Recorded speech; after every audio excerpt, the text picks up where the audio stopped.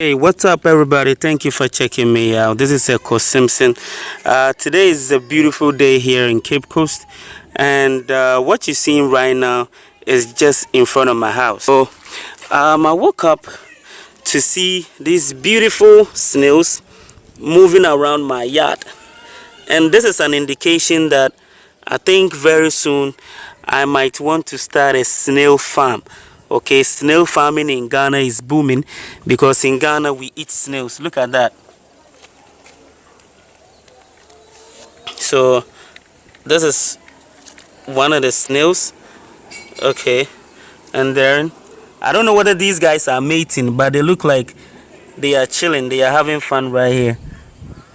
Yeah, look at that. So that is a snail. These are two. Look at the head. Come follow me to a secret place where only the moon can see. Hey, thank you very much for checking me out. How are you guys doing? I keep saying that I made that say for checking on my YouTube channel, meaning thank you. Made up my mind to start a lesson in Fanti. I know Twi is the most popular one in Ghana, but I don't speak a lot of Twi, and I can't really teach you the Twi, but I can teach you Fanti, which is my language. All right, so today you can see I'm having this video in this green environment because we are in the rainy season. In Ghana, we have two seasons, the rainy season and then the dry season. So we are in the rainy season right now where you see a lot of greens, all right? And if you don't take care, your house or your compound will be weedy because you need to weed every time. Yes, so do you have plans of coming to Ghana or coming to Africa, which we call repatriation? Do you have plans of doing that? Aside that, do you have plans of setting up a business or in Ghana whilst you are out there in your country? You still want to set up a business here and let people manage it for you? Well, you have done well. You have made a good decision. But let's look at something. Growing up, we've been made to believe as Ghanaians, we've been made to believe that one must go to school, one must go to the university, and one must send in application to look for work, which is the office work. Sometimes you might get a field work and other things, but basically we are taught to go to school, get a good grade, and then apply to the university. But I don't think that is what is helping us grow. From what I have seen, the resources that we have in Africa, Africans need to be developed in technical and vocational way. Why am I saying that? Let me give you a vivid example. My school, African Diaspora Basic School, I started teaching in 2008 as a teacher. In 2009, luckily, I became the principal of the school in a rural community. So I've been there for the past 12 years. And in 2015, we started our first national examination, which is Basic Education Certificate Examination. And this exams is written by students who, when they get to grade 9, you have to write this national exams. And when you pass, you can go to the senior high. And after the senior high, when you think you have passed, then you can go to the university, or you might want to branch and go to nursing, teacher training, military, police, the security services, or maybe you want to do a private thing. But in my village, for example, when we started this whole national examination, when they pass, most of them want to go to the grammar schools. We call them the grammar schools, where after your work, you might get a job that would be in like an office job or something. But I had a conversation with a brother who teaches at a vocational school, a technical or vocational school. And then we came up with this idea that why don't we move from school to school, which we did, from school to school in my district, right? Where we educate these up-and-coming candidates who are about to write their exams to rather look at choosing courses that will give them the skills to solve issues in this current world. So, Manny, say something. Yeah, so we were invited to come talk to the students here, and it was marvelous. It was amazing. We had a great time sharing our stories with them. What interested myself, thanks for the invite, and we'll talk about this some other time. It was good. In the first place, I want to appreciate the entire team. Echo having a party, and Maniki has joined the brand today. I want to thank the two for sharing this day with us. Actually, since Monday, we're trying to gather our students together to teach them to learn outside the classroom environment. And I'm so very good to invite my brothers to come and share with us. And they just finished that session. You ought to be here. It was great. And I want to thank them for this. We can go on and celebrate Tibet in Ghana. Yeah. Thank you so much. Thank you too for having All right, us. so thank you for checking in. Put up a comment. Tibet, we'll be talking more about this place very soon. Tibet is technical vocational education Brewa. and That's training the- right here on Brewa. Anything is here around this Brewa is the mainland. biggest vocational school in Ghana. Keep that on track. Yeah, and one interesting thing is that whatever you see here was being made by the students. So since then, most of my students, when they are applying for school after the junior or the elementary or the basic level, they go for dressmaking, building and construction, carpentry, electricals, and so forth.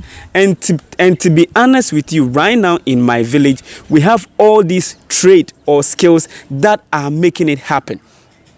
One example is the brother that I showed you in one of my videos who is helping or who I've given the job to construct or to cast the cement blocks to build a library. So if we hadn't done that and they had gone into school to study any other thing apart from technical or vocational, which they will get the skills, they will be seated at home waiting to get it. We call it white collar job. So the best way to me and to my students and to my community and to my teachers were that let's educate these kids when they are growing up to rather look at going to a vocational school, a technical school to learn a trade, to learn a skill.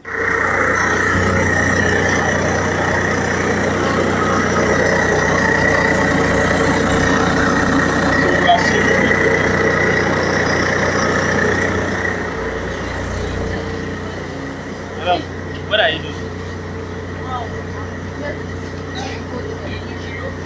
So fix it to the baby skirt. Okay, so she's making a baby skirt. So she's fixing this thing, and then later fix it to this. So this is yours, right? This one. I'll come and buy it. I have a baby girl. Yeah, who's that? Making it?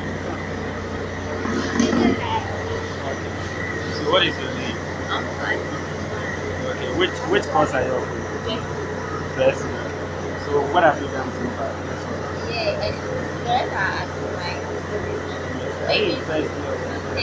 Basically, today's video is just to inform you, right, brother and sister, who is thinking of coming to Ghana to live or repatriating to Ghana. The honest truth that I want to say is don't come looking for work. Don't come looking for work, because what I have realized is Africa needs skills. We need the trade. We need people who can construct the road, who can build with this modernized equipment and all that. So why do we keep calling Chinese people to come to Ghana to build? Why can't we build? Chinese or China is developing because they do things on their own. Are we saying that in Ghana here we cannot get people who can construct the street? You mean we don't have people who can build furnitures that will be bought or patronized by the world? No, we have all these people. But the thing is that our mentality, our system depends on go to school, get a job, and live your life. And at the end of the day, when you are sacked from job, then you go about saying there's no job. So rather, what I want to say is that if you are planning of coming to Ghana, this is the advice that I have for you. Look at your profession. If you're a nurse, assuming you're a nurse and you want to relocate to Ghana, don't have the first impression or don't harbor that idea that you're coming to Ghana to apply to work in a government institution. Maybe you can apply to one of these private hospitals to work with. Even that, it would have to go through some processes, right? Assuming you're coming to Ghana and you are a carpenter, don't think of coming to work in a company here somewhere there. No. Think of coming to establish yourself.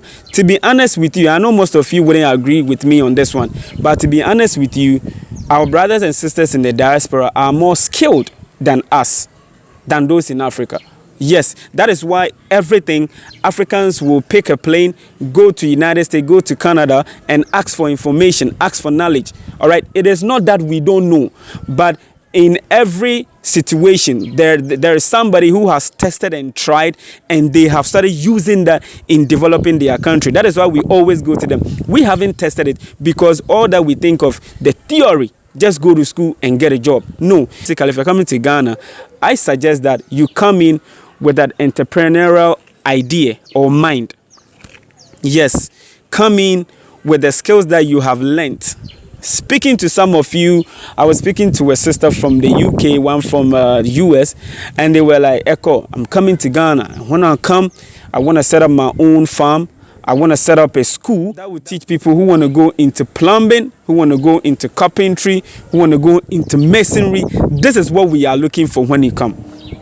Because there are a lot of Ghanaians right now who are also looking for a job.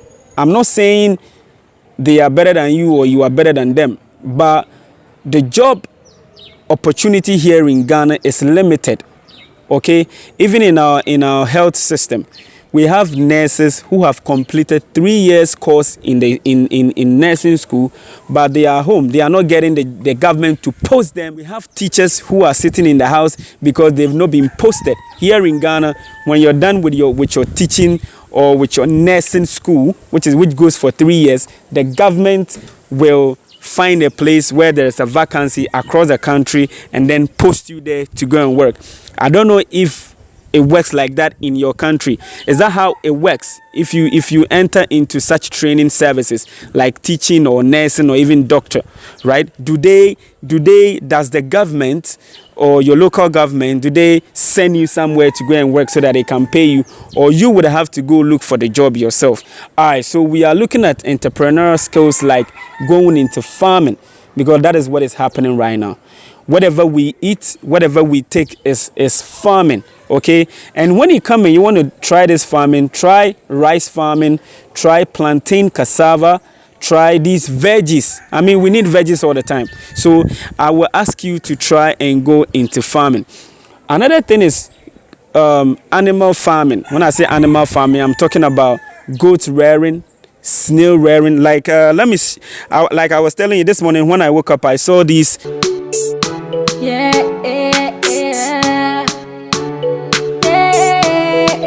This morning when I woke up, I saw these snails, chilling on my compound. And this is one of the businesses you can go into, snail rearing. So there are a lot of things you can do when you come to Ghana. But my main point is that don't come to Ghana with the idea of you coming to look for job. When I say look for job, a job where you're going to apply and they're going to call you for interview. Yes, there are other people. We need such services, all right? We need them. For real, we need such services.